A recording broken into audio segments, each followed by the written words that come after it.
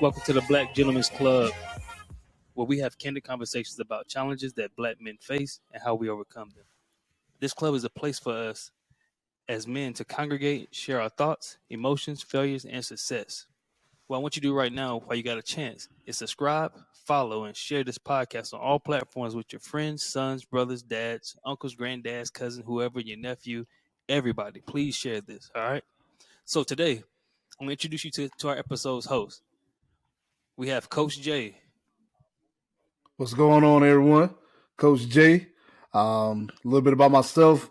I do motivational speaking. I talk to youth throughout my community. Go to different schools, different churches, different events, move kids or teens to find their greatness. So I'm definitely excited to be a part of the Black Gentlemen's Club, and I can't wait to get into the conversation. We also have Low Key. Yo, what's up, family? This is Low Key. Some might know me DJ Low Key. Some know me as Low Key on the weekend. I like to consider myself the voice of reason, the fire and the push on this podcast. So I'm gonna be the one starting stuff up, making sure the questions that y'all got in your head, I'm gonna keep it moving. I'm gonna keep it brought up. So send me the links if you got questions that you want brought up every episode, and I'm gonna be the one to ask them for you. All right, then you have myself, Cordero. So me, some people say I guess I'm the tone setter. Hint, hint. I don't know, but they said I'm the tone setter, or maybe the glue, the informatics man of like many informations. I just put out. I just put out so many links. They can't keep up with it. It's seriously, it's a true statement. If you look at my links, it's ridiculous. Like so, hey, in order for us to become the men that we are striving to be, we must acknowledge some roadblocks, or obstacles that are preventing us from achieving this desired state. So today's episode really talking about setting the tone. It's men setting the tone and speaking up for themselves. What is that? How do y'all feel about that actual title? What comes to mind when you hear that? Setting the tone. My initial thought of setting the tone definitely thinks about relationship, household, family. Uh, I'm married myself, so I think everything does stem from the if you're in a traditional dynamic of a male and woman household, the male is gonna have to set the standard, the tone for his house, and all the way down to the kids is gonna follow suit. So that's the first thing I think of is just the family dynamic. What about you? What you got, Coach Jay? Man, man, I could piggyback off that. Being a married man myself, and having kids, and when I feel like he said, starts from the top and it trickles down. But me, I'm more of a sports guy, so when I think about setting the tone, it's game time. It's time to get focused. It's time to let them know who we are, why we here, right? And we're here to win. Just like I tell kids all the time, we're here to win in life, win in the game, but we're here to win in life. So that's when I think of setting the tone. All right. So I know when I first thought about setting the tone, I thought the same things you all thought about too. But then I like, you know what? In order for me to set the tone for them, I have to do it for myself. And us as black men, we don't really do that a lot for ourselves. We don't do a lot of self care, or some like to say it's the mental health aspect, but it's more the mental health to me. So that's when I first started setting the tone. It was more of, okay, how can I improve myself? How can I help me be the better me for somebody else, so that way I can now establish this boundary. So that's what came to my mind. Um, I don't know. It was a book I've been reading. I don't know if you all read this book. I think some of you might have read this book. It's called Battle Cry: Waging and Winning the War Within. Or Right, right, yeah, right. yeah, Tracking. Within by Jason Wilson. So I ran Hmm. across one of these quotes that was in the book, and it says, during an open discussion at a conference, former First Lady Michelle Obama stressed the importance for men to communicate with and support one another. Y'all shouldn't get some friends. Y'all should get some friends, she said. Y'all need to go talk to each other about your stuff, because there's so much of it. Talk about why you all are the way you are. He said, one, I agree, but unfortunately we have been taught and conditioned to believe misleading mantras such as real men don't cry, or what doesn't kill you will only make you stronger. As a result, we suppress our emotions to keep from looking weak. Unlike women, responsible men, especially African American men of the Most High, do not hang out enough with their friends. We can't even fathom planning an excursion out of the state just for fun. Many of us are so responsible that we have forgotten what fun feels like, always focusing on what needs to be done instead of what we need to do for ourselves to keep our minds healthy and emotions stable. Men lack safe spaces in which we can feel free from condemnation and release what's weighing us down. But every time I've been present, when men gather in a judgment-free zone and are encouraged to share their burdens, I have seen how one man taking a step out and expressing the heaviness of his heart can cause a domino effect. With the ice broken, the men talk for hours and previously clogged tear ducts open up to allow tears to flow naturally and freely. And that's from Jason Wilson from the book. Um, so what? How did like what came to your mind when you heard that? How did you feel about that piece and why? It's heavy, man.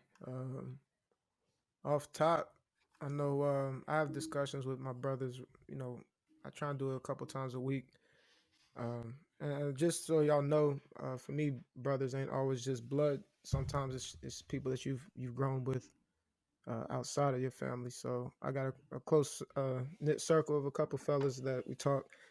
And I think what's huge is the piece that kept stepping out for me on that was like the safe space, like how it is tough for us to figure out what fun is and when we can even have fun when so many of us is either struggling with violence in the community or financial burdens in our households or whatnot. So it's like what type of situations are we even available like having to be able to say let's have fun when you got the stress of the world right on you. You know what I mean? Yeah, So that's the first thing that stood out to me.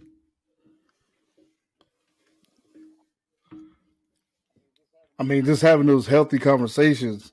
Growing up, like I said, you was taught to be tough. Suck it up. Always think about when people say, when you got your butt toe up, why you crying? Like, you was taught, hey, suck it up, man. What you yeah, crying for, right? And so many of us have grown to a point where you just suck it up and keep it moving, and then you don't know who to trust or who to talk Oh to. God, I could count how many times I And cried. so, Like I don't know about you. Like I can literally oh, count on my hands how many times I've cried like publicly. You know what well, I as a mean? man or as a young boy. Yeah, I wouldn't count like kids, but like as a adult, as a man, like it ain't much. So I'm learning how to open up more in that area right now. Yeah, no, definitely. that's because I was go No, no, you got it. Go ahead. ahead. I mean, I grew up just in my house was don't let them see you sweat, don't let them see you cry. So it's just one of those things in certain moments where I really wanted to cry, I just couldn't do it. I had to suck it up. Society makes you look like a punk or, something wrong with it. So for me, you just suck it up and you move on, and eventually all that stuff that you got built up on the inside, it's like a ticking time bomb. Eventually, you're gonna explode. Facts. Yeah, it's crazy. So like, it's a funny thing you said about that because when you said that, right, there's a research article by the APA that talks about this, talks about the disconnect between the black man and the black youth, and why like a lot of us don't really go seek that mental health piece or are trying to seek therapy or whatever. It might not always be mental health, but it could be just therapy in general. And one of the parts was about addressing masculine norms because there's a lot of things like we said talked about. What don't kill you make you stronger. You know, real men don't cry. We can't love, like I did say, we don't love no hoes. Shit like that. I mean, like it's these Right, types of sayings that kind of put us in a spiral where the people behind us, the ones that we trying to lead. It's kind of hard when it's like the blind leading the blind. You know what I mean? Kinda, but right, it's like I'm split on that mentality because like the street Bible is good for you when you're in that place. Like it saves your life in a lot of ways. If you in that, you can't be all righteous and just hear that sometimes, and that you need what that street Bible is telling you. Like you said, don't trust no hoes. That might really save your life because you getting set up the next day. Like you know what I mean. So sometimes how we word it at that phase of our life is exactly what we need to hear too. Yeah, I definitely agree with that piece, but I don't know about having both sides. I mean, I think there's a benefit though to having both sides, but I'm not sure because I remember growing up, I was always smart. Mine used to say, you got a lot of book smarts, but you got no common sense. That was a huge saying to me. I was like, What you mean? I ain't got no common sense. I thought I got common sense, but it was stuff like that, like stuff that I learned from being out there. Kicking it with some of the dudes at at Seabrook or whatever the case may be, or just through the neighborhood on the Merc. It was like Facts. through interaction with different people and seeing how things are happening. And me not having my father present, so I didn't really get a chance to see what setting the tone was looking like. I didn't have that presence in my house, so I didn't So have that male figure. the streets was your tone then, right? I mean, it's like any male I came across was kind of Okay, like so my tone. I kind of took bits and okay. pieces from everybody. So for me, it was like, okay, I could take from my cousins here, I could take from my uncles there, I could take from these dudes, dope boy around the corner down the street, this other dope dude I know that's down the street, gang bangers I know from over here. I'm just taking little bits and pieces from everybody, trying to find my way. So I heard that. I don't know. Like I said, for me, it's that piece of. I don't think it's one. That's why religion is so spread across the world. It's like no one way to say what needs to be said. Every culture, every discipline is gonna receive it differently. So I think you doing it right. You did it right by learning from cousins and fathers and the street, and then I'm sure pastors and different versions of the truth. Because it's just like it all's about where your mental perspective's at that time. And I've heard the same message 3 times, and I've received it differently 3 times. Throughout life. what are you seeing, Coach Jay, as far as with that aspect, especially dealing with the youth that you've coached and things like that? Far as just them managing the Well, not only emotions. mentioning emotions, but having that safe space to talk, having that time to really be honest and be vulnerable that we don't get a chance to do, so that way we can be secure in ourselves and then set that tone. I mean, for so many of the young black men that I mentor or around, they have trust issues just because their father's not there, or mom, boyfriend, whoever said they're gonna be there, and they turn out to be no good. So then they have trust issues. So when someone like myself that's come in that's genuine, really want to hear them out, really want to be there for them, it's hard for them to accept that. So, it's very challenging to really just, hey man, I'm here, call me, text me, So now for me, I have to do a lot of the legwork for them to know that I'm there. So a lot of these young men, they just have trust issues because no one's there.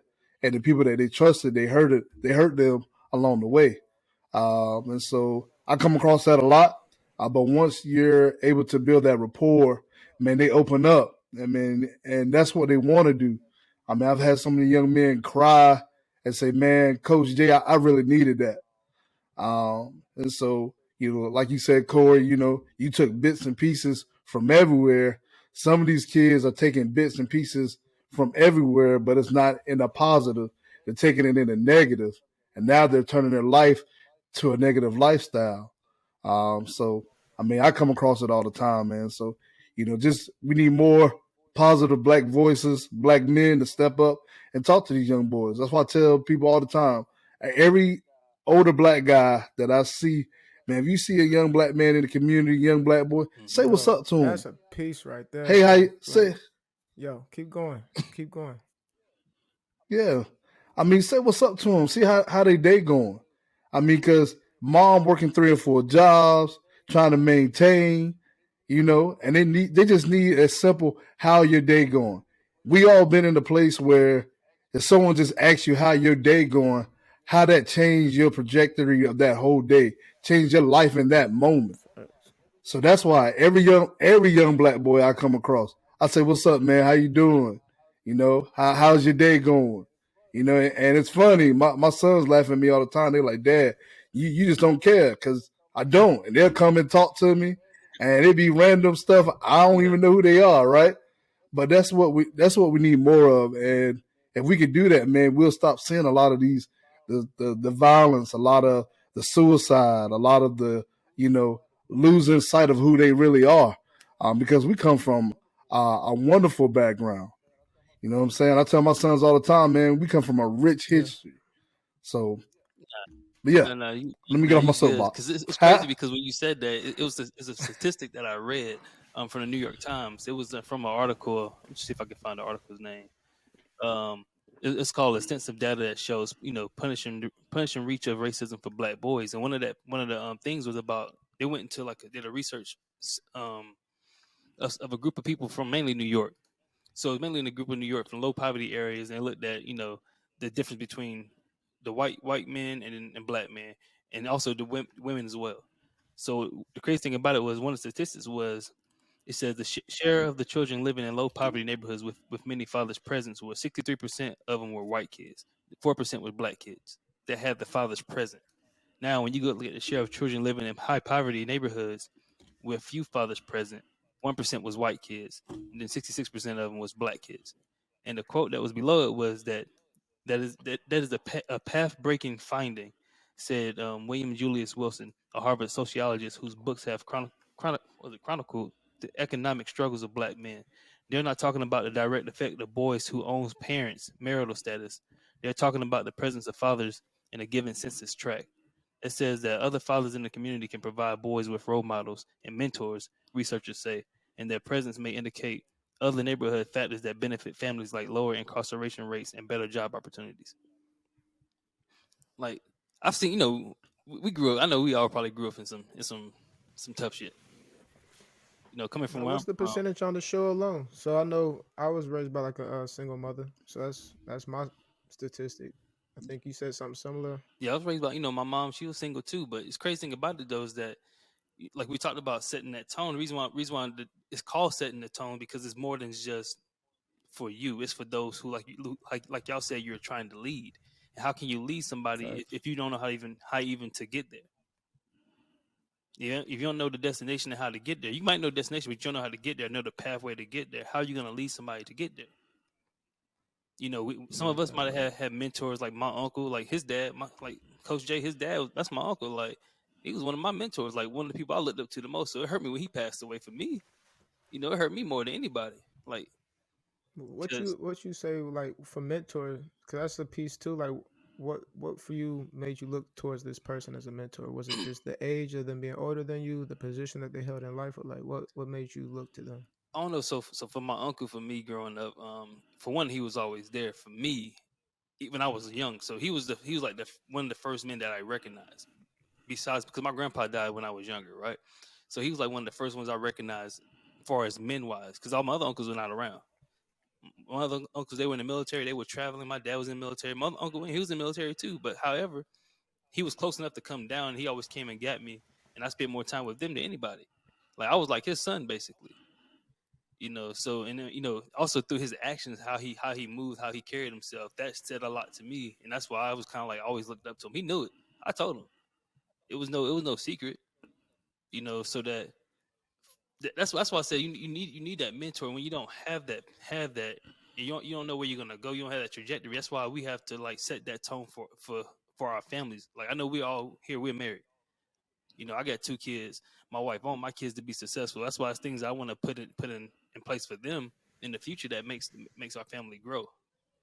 But I can't lead them I in the think direction if I don't get myself together. what you were saying, I think, is tying in right to what you saying about these percentages too. But I'm also hearing that you kind of chose your father figure, right? So just because we don't have a percentage of fathers present, don't mean we can't fill that hole with somebody that's just as valuable as an asset to us. And then going into what Coach said earlier, I think what the trust part for me, because I'm one that had trust issues, like, and it manifests into your adult, your adult lifestyles where it seems normal to most of us men. It's like, nah, you just don't put all your information out there. You don't move like that or whatever. But Yeah, I think by having more safe spaces, more people that's like you said, just openly communicating, what's up, you good, like checking on your mental health in public, just seeing if you're right. Um, I think the amount because it for me it's a rarity to actually see somebody that actually is about what they say and is offering that safe space and is actually a legit good person. So of course I'm gonna feel like non-trusting towards people that say they about it but they really ain't because so many people are like fake. yeah. I think it's a So part of our for me it's a environment too. mix. It's a mix of that. Yeah. I think it's a part of our environment. It's But go ahead. But we're also taught that everybody has a yeah, hidden that's what I'm saying. agenda, That's what I'm saying. Yeah, yeah, yeah. right? So now, you know, you might hear your mom or your dad or whoever it is talking bad about an individual or say, I did this and there's a hidden agenda behind it. I had to do so. And so the thing is, my hidden agenda is I want to help you out and genuinely help you be successful, help you achieve your goals. Because, even though, Kadar, I appreciate you talking highly of my dad, but that was my dad. But at the same time, I couldn't talk to him all the time. You know, um, he was a great man, but I couldn't talk to him. But then I had people that I thought I could talk to, especially at church, that turn around and use that against me. So then I started having trust issues and I didn't want to open up to nobody. So then I started fighting and doing a bunch of stuff I had no business doing just because I was hurt and I had nobody to open up to. So once I finally got myself together, I said, you know what? I want to be able to just be an ear for these young boys. And literally, they'll call me and I just put them on speakerphone and they just want to vent. They don't even ask me nothing. That's They just want powerful. to talk. And I just let them talk, man. And then when they get done, I say, you want me to say something? Or and sometimes they say, give me some feedback. And some of them just say, man, thank you for just Yeah. listening. So I mean, and that's the only agenda. And I tell them, I said, man, I don't want nothing from you. Like, I ain't trying to exploit nothing from you. I don't need nothing from you. I got what I need. I just care. And I just want to make a difference. So if that difference is just me listening or me just give you a short word of encouragement, man, that's what I want to do because Yo, we I need it. think what you said is We need mad it bad. important. Like, 'cause I think men, we don't write in journals as much as maybe our women, our partners, but you hear it all the time. They putting pain into the Mhm. songs. Like, women definitely do with certain genres of music, Yeah, but for your Rod Waves, your sometimes your Lil Durks or whoever it might that's be, pain. they'll put those same energies like that. A lot of women will write in journals into the music. So I think as us as men, sometimes we don't need to respond at all. We just need to just be receptive of what's happening from our partners and friends, and like that might be the release they needed. So they don't put that anger through like gun violence or something else. Just take what they can give if you can handle it yourself.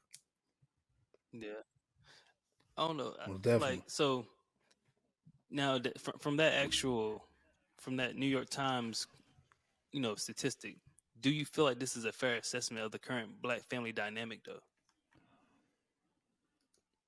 It's decent. I mean, I always like to see who they actually polled. Like like what I'm saying. We all They wasn't in my neighborhood. You know what I mean? But which kind of find uh, out though. I did some more step back. I did some more study in the background. I found another statistic though hmm later on that talked from 2020. It shows that there's actually an increase of married couples. So I think it's like a 66%, or not 60, it's like thirty six okay. percent, and the other one, and the unmarried couples are 32%. So they're like kind of close. I feel like that. Nah, Still, no, it's still I feel go like the ahead. people that's married is gonna stay married, and the people that's single, like I think it's just a much stronger. Cause I got a lot of friends that's making good money, and they just have no intention on getting married. Like they are cool being single. So I think it's like this line that's developing since COVID happened, where it's like the people that's married, they either found out they weren't supposed to be married, and people that is supposed to be married, they fighting for it. The people that's single, they like, yo, I'm single, I'm good, I'm gonna keep traveling the world for the rest of my life. I'm straight. Yeah, So I think that number gonna stick. true, true. I mean, I don't know. I find it strange because, like, for me, growing up in a single parent household, and then when my mom finally got married, it was when I was in high school, like going into high school, and then they got divorced before I even got out of high school. Like, I don't know. I always wanted that two parent, household. So I guess that's one reason why I'm really dedicated and really trying, constantly fighting for your marriage. You're always gonna fight for your marriage. It's never like it's not perfect. It's never perfect. I mean, you have your rough times, your ups and your downs. You like, shit, man. Fuck this motherfucker, man. I want to go, man. Like, this is some bullshit. Be like, come on. You have your disagreements. Just like she might feel the same way. Like, Yeah. man, this motherfucker again. Like, really? But you came back. Okay, cool. You know what I'm saying? But it's just that roller coaster ride that you go through, and you gotta accept that piece. Like me, I'm accepting as a man. Like, it's gonna be ups and downs. It's gonna be the roller coaster. I gotta keep striving to be better. And I'm not doing it for me. I'm doing it for my kids. I'm doing it for their kids' It sounds like kids. you're trying to break curses, almost like generational type curses. Exactly what you said. Okay. Okay, you said what you said. He said, I mean, but "Hey, how can you break those? How can you break them generational curses though? doing the opposite of what everybody else did." When I think about generational curses, man, it's a like you said, it goes back to a mindset. So if like right now, what I do, I help people find employment, and so in that employment, we talk about a mindset. So a lot of them, they stayed in the projects, and that's all they know. They don't know nothing different, right? It's a mindset. So once you're able to think outside of the box of, man, this is what I've seen all my life. It's not what it has to be. Then it's time to change something. And I think a lot of times, a lot of people get stuck into how they were raised, how they were taught, and they don't think any other way. I was talking to a lady at Housing Authority here in Wilmington. She said, Julian, do you know these houses go through generation? I'm like, so like they don't like if grandma die, like it don't clean it out and go to someone else. Nah, it goes to the daughter. Then it goes to mom died. Then it goes to the daughter. And it just keeps going down and down. I was like, so she's like, Julian, nobody wants to break the curse. Nobody wants to think outside the box and do anything different. It's just like in the black community, everybody wants to be a Straight CNA up, or a PCA, straight up. right? So we gotta think outside the box, and I think a lot of that is, you know, uh, taking risks, taking that leap of faith of doing something different that nobody But else we can only did. take that risk if we You got know, that support um, from our community. Like I wouldn't even say our family. Like we need that safety net from our community to take certain Like how? risks. I think.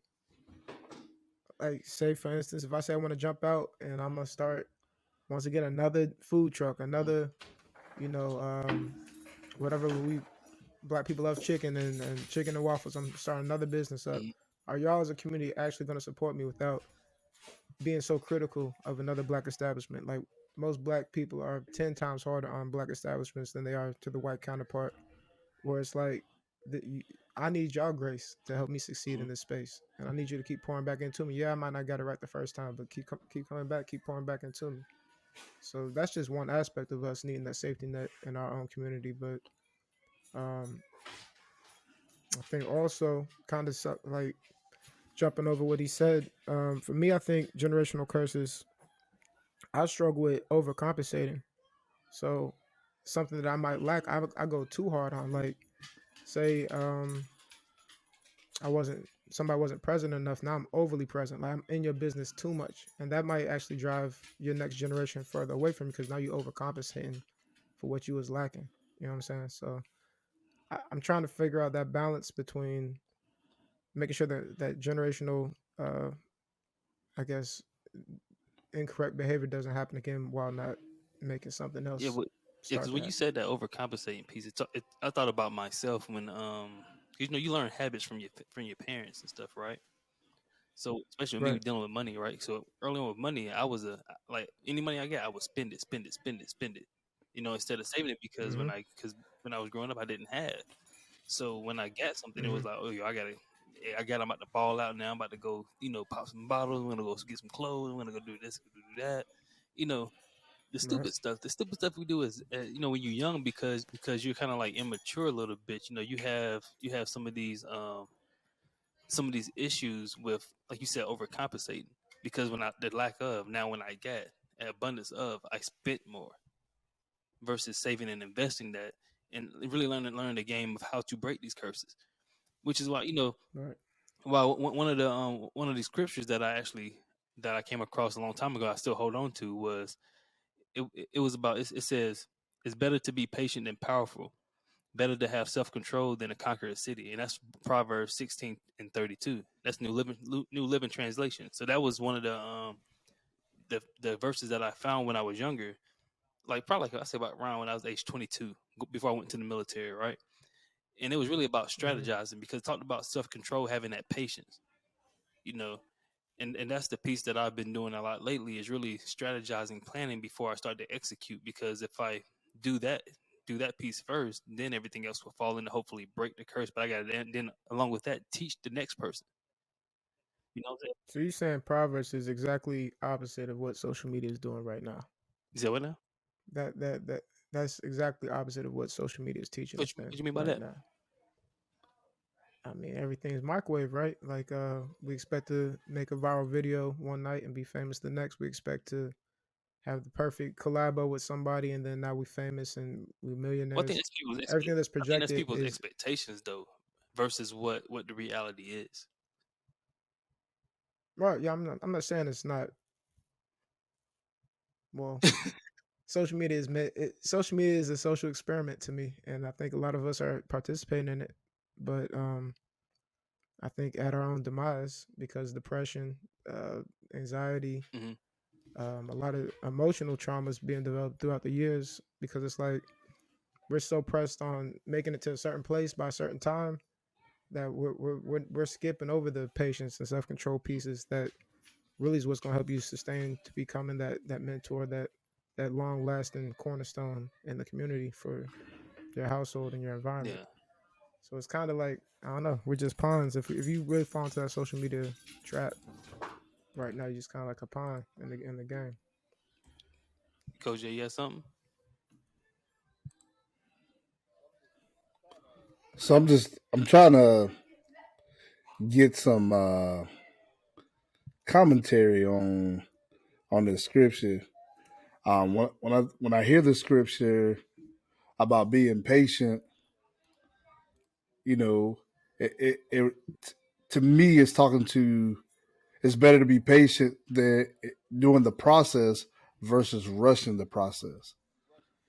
Because when you rush a thing, it's never going to turn out the Yeah, way that you expect it to turn out.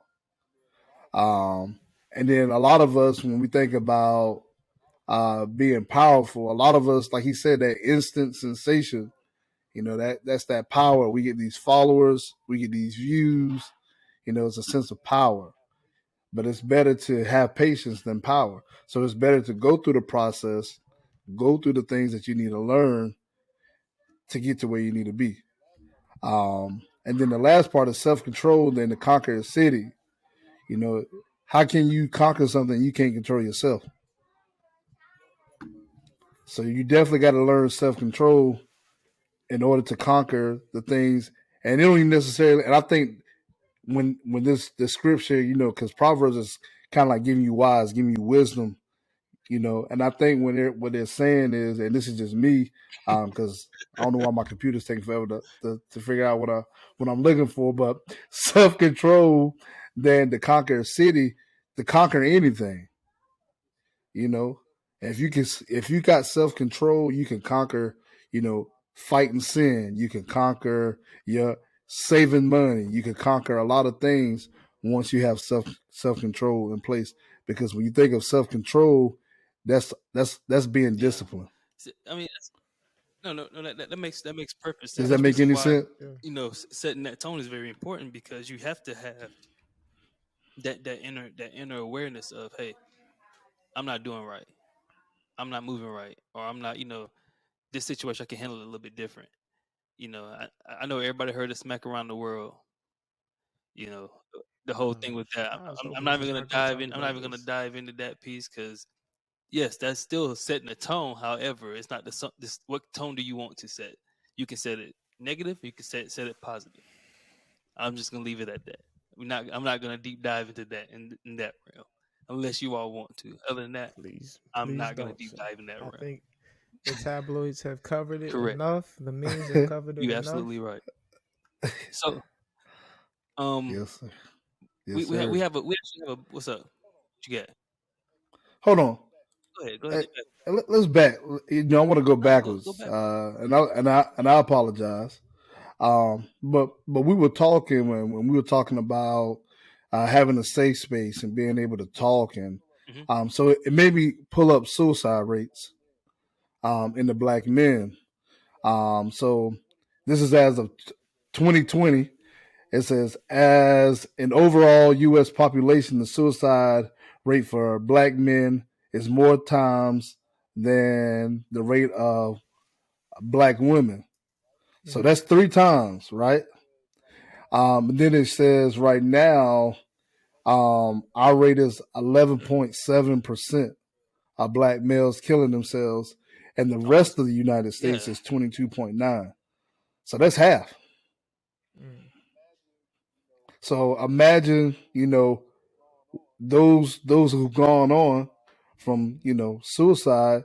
Correct. Maybe who did they have to talk to? Who was there pouring into them? Some may have had it, and they still went on and made a decision to take their own lives. But I'm pretty sure many of those black men didn't have anyone they could go vent and let it out, or they didn't take the time to go find anyone to let it out. So I mean, I thought that was a pretty big percentage, because I that's think that's that's half. the biggest kind of showcase of it was Juice World had a pretty decent documentary that came out a couple I ain't months see it. ago. What was that?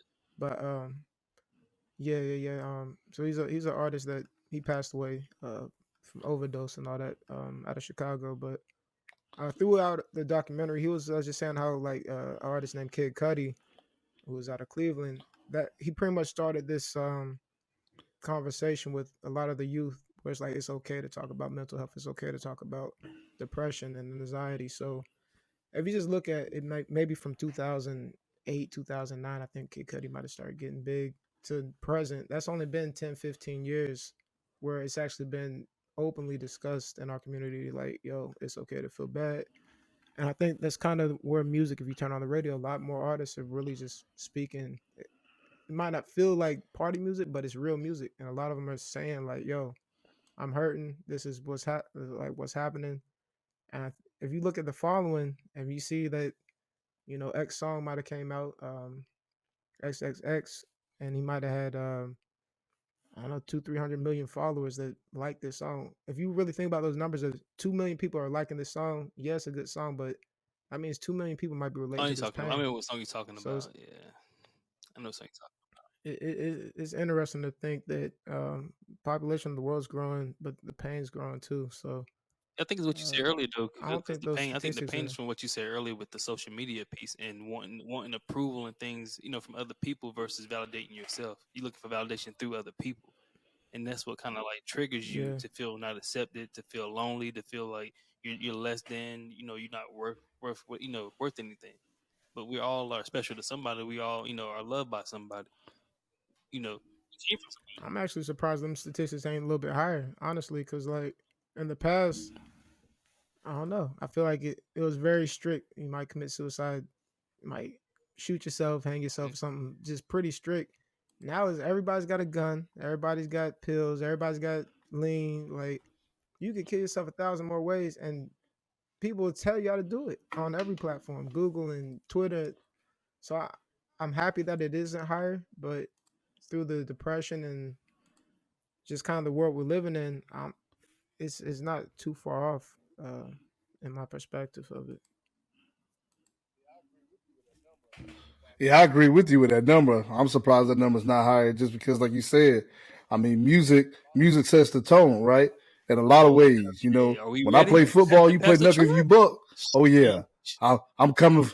I'm yes, Put it sir. down for my Yes, sir. I'm coming for your head, and uh, so right, yes, sir. So when you think about those songs, they'll set the tone for a lot of people, and like he said, now they're telling you how to do these things, and some of these people probably put it into action on how to do these things.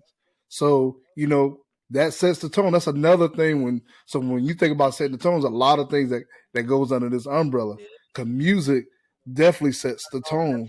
If you Like play can love song, you in a loving mood. But if you play some, yes, sir. But if you play some trap music, what kind of mood yeah, you you got in? the I ain't gonna lie, I feel like that inner thug come out. I'll be ready. I'll be ready to go. Yep. Like I got a Glock and everything. I ain't got nothing in the car, right? So it's just it's the tone, right? So it's the tone that plays a factor. So I agree with what my man said. That this music is out there, and that number is probably, see I'm surprised it's not You higher. making it That's you that's what making I'm it gonna you go taking with. it Yeah. somewhere else too So though. Like Now it's multi-dimensional where you It talking about is. this tone stuff, because like politically, worldwide, like is this tone is it purposely being set upon us like this? Like, are we driven towards a certain direction? Because if you keep going biblically, it's supposed to end, right? It's supposed to go to It a will. certain place. So is this tone shifting for a reason? Like, is it something Right. that, yeah, we can keep making our efforts, but the overall tone of the world, of our politics, of our just genetic makeup of each generation is constantly getting a little bit worse. Or if I say worse, it might be specifically like the outlook of it is not as many positive thinkers. There's not as many. Some people right now are being born to a world where they don't think they're going to ever excel to the places that we think that Hmm. we could. Some are the exception, but I feel like the overall tone of the youth and generation and the world is actually a little bit more negative than in the So a little past. bit of nihilism. That's just because of social media, man. I mean, growing up, I'm pretty sure there was a lot of bad going on, But it but it ain't just going wasn't nowhere. It ain't going. exposed. Social I media ain't ain't going. going You know, nowhere. You That's trying to now, live with it's only getting more immersive. real. Like, so it's going to get So worse. yeah, so it is gonna get worse. I agree. I agree. You know, so it's just one of those things that as men, as we're talking about setting the tone in your house on how things are going to be. You know, so I know in my house, you know, we set the tone and find our identity in Christ. I mean, 'cause that's who created us, it. Yep. right? That's if you're a believer. In my house, we are. So we set that tone, and then I got black men in my house. So now I got me leading by example. I definitely got to set the tone, and this is how things are going to be. We're not using social media to find our identity. Like, yo, your identity is what God called you to be, and your talents and the gifts that you were given. And so I think in the household, that's got to be key, so your kids don't try Cool. to So since you find said that, right, you their talked about identity setting the in tone in the social media. household. So now I have a question. The reason why this question came up because it's about roles, right? We have roles in your house. Some people don't believe it. I believe it biblically wise because I'm a Christian, so I believe that there's a role in your house. Everybody plays a specific role for a certain reason. Same way in the business. Everybody plays their role in the business for a reason because of that organization. If one piece of the organization fails, everything else fails. Same thing when you playing football, you play any other sport. If one person's not in that position or playing their role, the team loses. So same way I feel about it in the Hmm. household. So for me, setting my tone was like I told my Right. wife was this. First is God, then there's me, then there's you. Not saying you're beneath me. That's not what I'm saying to you. You're my advisor. Because the reason why is this because I hold all the responsibility of what goes on into this house. Whenever things go wrong, they look at me, not you. It's not a bad thing. However, Yo, are we on point? oh You yeah, see this? I just took this picture for the other day, and for the listeners, it's just a visual of God at the top correct. of a pyramid, Right. and husband and Side by wife is side. on both legs of the Correct. triangle, and it says, "When further from God, the distance between husband and wife is greater. When closer to God, the husband and wife will be closer to each other." Just going along with what you're saying, it's just kind of weird that you were speaking right as I was looking. But keep going, So I'm saying, keep so going. like, so for me, right, with that whole role piece, the hierarchy. Reason why the hierarchy is like that is because of levels of responsibility. So with me having an understanding of my role in the house, I'm able to set down the tone Mm-hmm. for my house, the direction for my house. However, the direction must be in line also with God and with my wife. So if my wife agrees to the direction of my family, cool. We on that route. However, I got to get everybody to follow this path. I got to take all the bullets. I'm the point man on this. I'm running point. I'm running point. She's running two. God is the big. God is number five. He's the big. He's always got our back Mm-hmm. regardless. He's the big. So when we dishing the ball out and everything got to Mm-hmm. happen, we got to play as a team. So that role isn't very important. That's the reason why I said setting the tone too in your household is very important. Like my cousin said, talking about how you got to find your identity. Know who you are first. Once you know who you are, then you find your purpose. Once you find your purpose, make sure it makes an impact on people. Right. You know, And fellas, don't diminish the role of oh, your wife, don't do because that. that's your All right. main advisor. She'll save you from so many situations. So choose her first. Choose the right one first. I think that's that. Don't rush the dating phase. Don't rush the truly getting to know your person phase, because like what social media is talking about now, this person can either lead you to embarrassment, the demise of your reputation, or she's gonna multiply you. So definitely, as you're leading her, make sure you're listening to her What input you or said? his input, whatever the situation might See, be. What you Yeah. But see, my background a little different. You know, for me, it's been a little challenging at the beginning of our marriage because my upbringing and my Hmm. wife upbringing is two different upbringings, right? When I came in growing up, you know, I had my mom, my dad. My mom's a firecracker, if you know her. She don't hold no punches, right? My dad was more of a chill, kind of laid back, but when he spoke up, hey, you know what time it was. So that's how I grew up. You know, my wife grew up. You know, her parents are kind of up and down, and they're fighting, and